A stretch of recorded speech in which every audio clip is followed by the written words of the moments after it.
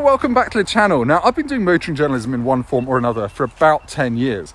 And I'm always convinced that car journalists and bike journalists want vehicles that basically no one else in the world would buy. You know, things with manual gearboxes and naturally aspirated engines, which would just feel slow to most people, not very good. These journalist specials, as I call them, just wouldn't sell in the mass market. And I think wanky journalists just like to feel clever by saying that they would like them. Obviously, these things sometimes do actually come to market. And one such motorbike that doesn't really make much sense on paper is this.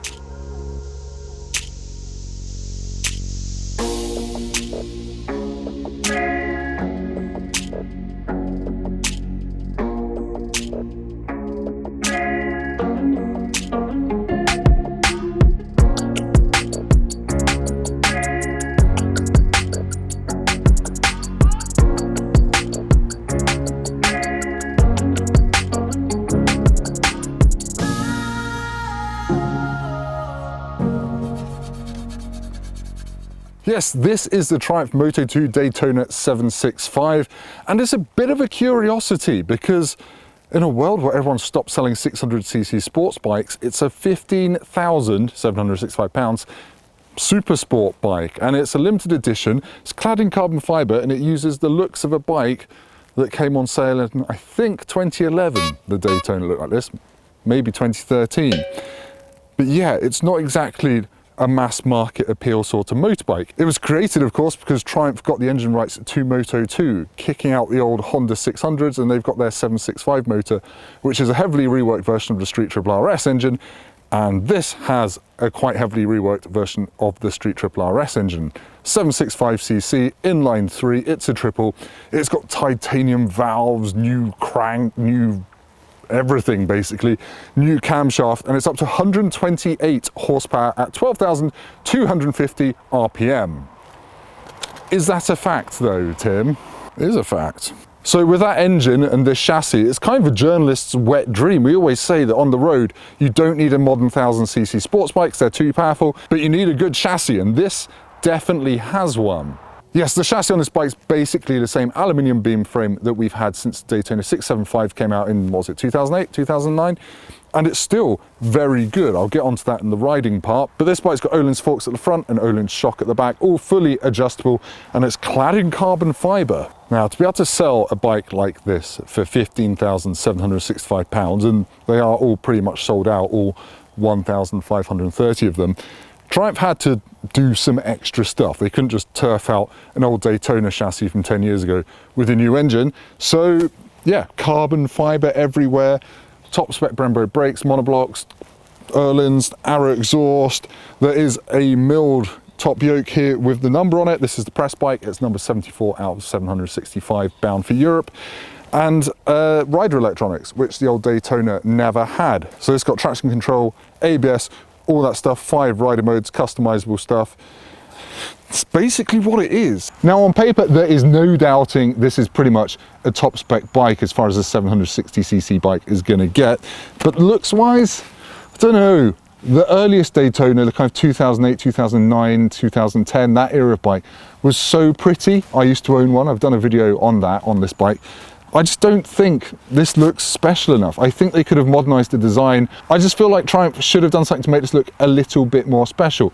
I know they can't really tweak the design because tooling costs are outrageous just to change the way this looks. But I think, I don't know, 15 grand, it would have been nice for there not to be a van in the back of my shop and for this to look a bit different. One good fact about this bike though, it is made in the UK. Pretty much every other Triumph now is made in Thailand, so if you want one of the last UK-made bikes, get one of these. But don't let the fact that Triumphs are made in Thailand bother you. Don't be that person. As part of this review, I just kind of want to go around the bike and see if I can find any crappy bits, because in some reviews of this bike, people have been complaining about the build quality not being up there with modern bikes. I kind of not really inclined to agree with them necessarily. I mean, this is all standard Triumph stuff that I had 12 years ago on bikes, but you know, if it ain't broke, don't fix it. You've got modern Triumph engine casings, everything else. This, I guess, is a bit untidy. All these kind of backed up wires, presumably because it's been taken off the Street Triple and they couldn't change the length of the loom, so they've just bunched it up. But otherwise, I don't know. There's just lots of blank bits on here where you'd have heated grips on other Triumphs, but hey, there's nothing really to bother me. Adjustable radial master cylinder, all the bits and bobs down there. I guess it's only really these bits, I don't even see down there. The kind of bunched up cables are looped around a few times. Otherwise it's all pretty tidy. You've got carbon fibre chain guard. It's very muddy. Yeah. The dash is fairly straightforward to use. You can flick it between a couple of different styles, see temperatures, lap times, all that kind of stuff, and you adjust it using the little nipply, oh sorry, that's my hairy hand. You adjust it using the nipple down there. So if you don't like the look of it, you can have this style, or you can have this style. It's all kind of variations on a theme really of speed and revs, because what more do you need to know? It's got a fuel gauge, internet, yay, rejoice, because, you know, we've lost the ability to count on a trip how many miles we've got left. Ugh, this world sometimes, honestly. But anyway, sorry, I'm going off topic. That is fine. Ooh, look at that. Ooh. The paintwork, I just wish it was a more exciting colour, to be honest. Give me a blue one with gold wheels. But you're not going to, because you're never going to make this again, are you, Triumph? Because it doesn't make enough money. Now, I don't normally bang on about riding positions on bikes because it's fairly dull. But obviously this is a sports bike, so it's got low bars, really high foot pegs. However, I'm 6'3", and I don't know if you can tell, but that cutout there for the tank, my legs actually fit into it. Normally on things like my old 1198, I was just the wrong shape to fit the bike. But you can do pretty long days on this. I toured on one, obviously, as I said, in 2010. I did a 450-mile day. Obviously, I was a lot younger. It wasn't too bad. Now, the Moto2 Daytona is not really set up for touring because it's got a single carbon tail unit thing here, so you can't strap luggage to it. But in terms of actual riding comfort, it's pretty good. You could go out for a whole 200, 300-mile day on this and not feel completely broken, even if you're a lanky bastard like me. Yes, I know I'm wearing seriously old man textiles, but it's the end of November and it's cold. It's about 3 degrees. And this is on super courses, and actually, to be honest, it's been fine. But hey, this isn't the style channel. It's a bald man on a motorbike. But you know what Triumph's like? They're really quite good at making bikes work well on the road, so that's what I've been doing, riding this round in the dark depths of November. So I'm going to cut to my riding impressions now. Okay, let's talk about how the Triumph Moto2 Daytona 765, rearrange those words in the correct order. How does it actually ride? Because obviously this is a super sport bike. It's, you know, meant to be a scalpel, it's sharp, and you don't buy it if the ride is going to be soggier than a pack of rich teas at a boys' grammar school. It's pretty good. I mean, it's very good. The chassis, yes, it's 10 years old at least, but it's still phenomenal. It feels just exactly how you expect a lightweight 600 to ride. And obviously this is no longer a 600. You know, extra grunt from the 765 motor does make itself felt. You can be a lot lazier with your gear choice than on Daytona 675. And it's just got, I don't know, it feels a bit gruntier everywhere, to be honest. It's got a top end rush on it, and that's quite entertaining. You rev it out, I think peak power is at 12,250, something like that. Admittedly, I've been riding this on November days. You know, it's 2 degrees today, so those Pirelli Supercorsa SPs aren't going to be at their best today. But I've been riding this on some warmer days, and it's just a lot of fun. And it gives you the gratification of being able to rev it out and really feel that top end power in at least first gear, second gear, and some of third gear without losing your license.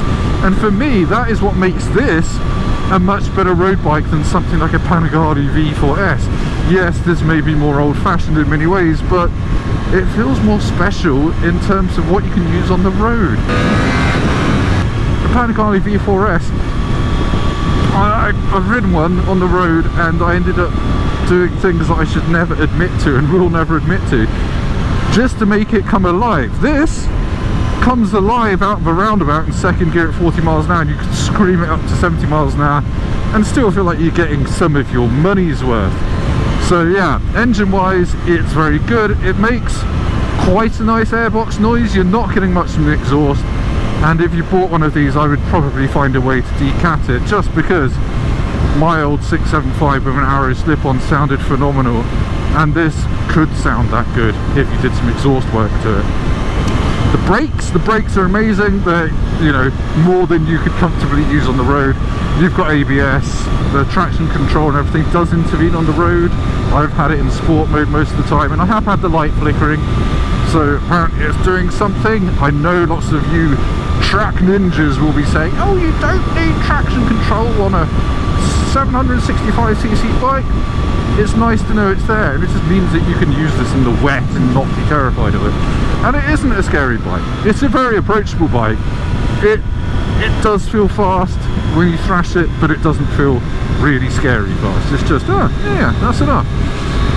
What it does do that my old 675 never did, power wheelies in second gear. I've had one in third gear as well. Didn't catch them on camera because, you know, reasons. And those power wheelies just give you the sense that this bike here has got a lot more go than the old 675 did. So yeah, it's a really sharp thing.